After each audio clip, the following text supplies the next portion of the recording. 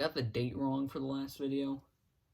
Not realizing that looks like a 6. That's supposed to be a 2, but I got the date wrong for the last video for Mario Galaxy 2. I wrote 10/2/2023. It was supposed to, I wrote 9/2/2023 when it was supposed to be 10/2/2023. Whoops. Anyways, my game for 2011 was Kirby's Return to Dreamland for the Nintendo Wii. And I'm not gonna have a ton to say about it. This was one of the games which was primarily a nostalgia pick for me. I used to play this game a ton, and it was probably one of my favorite games when I was younger, around the time that the game came out, because I didn't really know any better, but it's still my favorite Kirby game, second favorite Kirby game behind Kirby Planet Robobot, which will not be my game for whatever year it came out in. That's a spoiler, but whatever. I can't remember what year it came out in, but there's something else I want to play more in. It's practically the same game as Kirby's Return to Dreamland. It's like the same engine, very similar copyability and stuff. Point is, Kirby's Return to Dreamland is one of my favorite Kirby games. I considered doing the Switch version, Kirby's Return to Dreamland Deluxe, and there is actually a game later in the project where I do have a game that I play the deluxe version rather than the original, but the differences in that game's deluxe version to its original are not as large, basically. Because Kirby's Return to Dreamland Deluxe actually has a surprising amount of differences from the original, whereas that game's deluxe version, the mystery game, is very, very similar. Point is that Kirby's Return to Dreamland, pretty fun game. It is a Kirby game, which means that it is notoriously easy. But that's fine. I'm not the type of person who really looks for hard video games. I mean, the biggest series on my channel is Pokemon. Well, it's probably Card Fridays, but the biggest video game related series on my channel is Dex Venture, which is based around the Pokemon games, which are also notoriously easy. Not so much as Kirby. Kirby is basically so easy a baby could do it, even though they're rated E10+ for some reason. Most of them, at least. Whereas Pokemon, you gotta know how to read. Yeah, pretty easy game. But that's fine, because I like easy games a lot of the time. And Kirby's Return to Dreamland's gameplay, it's alright. It's just kind of Kirby gameplay. Kirby's not exactly my favorite series in the world. The older I get, the less I like it, because it's just a very simple game, which is fine. It's got a very cool concept with the copy abilities. Like, you take enemies' powers, and that's cool, especially in the games when there's the Smash Bros. Copy ability, and he has his moveset from Smash Bros., as the name implies. That one's really cool. Not in Kirby's Return to Dreamland. My favorite one in this one is Fighter. That one's really cool. He just like punches and kicks people. It's great. Yeah. It's easy, as I said. I can't remember what else I wanted to say about this. Every time I do one of these, I'm like, man, I gotta script the next one, and then I don't.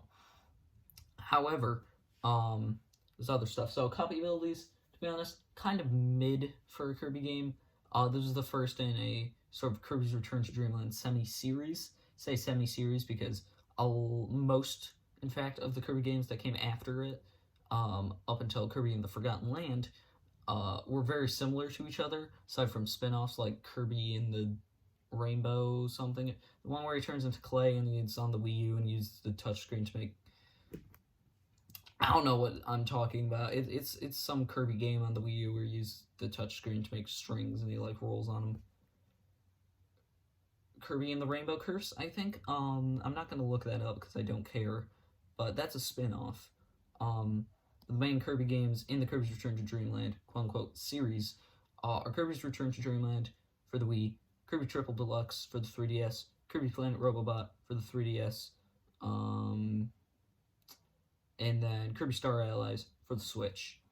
All 4 of those games have extremely similar gameplay, and even within 2D games, like Kirby and the Forgotten Land is obviously much different from both of them because it's 3D fully. But other 2D Kirby games even feel much different. Like you compare Kirby 64 to Kirby's Return to Dreamland, and it's like night and day. Kirby's weird. But because this game started off the semi-series, it was basically sort of a soft reboot for Kirby. So they decided to make not a lot of unique copy abilities. I don't think there are any that are exclusive to this game. I remember a lot of Kirby games sort of had a gimmick. A lot of the later Kirby games, like Kirby 64, had fusion copy abilities. Triple Deluxe didn't really have a gimmick, but it had a lot of new cool copy abilities, like Bell and Archer, I think. And I think there was more than that. Kirby's Planet Robobot, you had a giant robot. Kirby Star Allies was the coolest one. You got to befriend the enemies and have like a team of 4, even when you're not in multiplayer. That was pretty cool. Even easier than most Kirby games, though. But this is quite simple, even for a Kirby game. But that's alright, because I probably first played this game when I was like 5 or 6. Okay, well, it came out in 2012, so not 5. Well, it could be 5. So, probably 5 or 6. Nah, it wouldn't be 7. I wouldn't have waited more than... I don't know when in the year it came out, but I'm pretty sure I wasn't 7 when I first played it. It was the first Kirby game that I played, and I believe I've gotten every Kirby game that came out since. I haven't beaten them all. I've beaten Triple Deluxe, Planet Robobot, and Star Allies. Haven't beaten Kirby and the Forgotten Land. Probably will eventually, but that is not my game for 2022 or 2021 or whenever it came out. Again, spoilers, but there's much better games for those years. So, yeah, like I said earlier, it's mostly a nostalgia pick for me. I don't really have a lot to say about it. It took me much less time for that Mario Galaxy, only taking me 10 days, because it is a Kirby game, and that was me kind of stretching it out. If I had to guess, I'd probably say I had like 6 hours of playtime, and that was me exploring everywhere it could go. I got like the main collectibles in the game are ship parts. There's 120 of them, and I got 100 of them. So, got pretty dang close to 100%ing the game, and it only took me about 6 hours. It's my assumption. I haven't actually checked, but not a ton of time. So kind of a nice, easy game, kind of spread it out a little bit longer than I had to. However, while this was actually one of the first games that I came up with wanting to play for the senior project, the next game is a game that I'm extremely looking forward to playing. I've actually already started playing it yesterday. I just didn't feel like recording this video. But the game that I have already started, and my game for 2012, this is the 2011 game, by the way. My game for 2012 is, I'm playing the PS3 version, because that's the optimal version, Skylanders Giants. Heck yeah. I'm probably going to have more to say about this one. The one that people probably care less about in general. See you next year.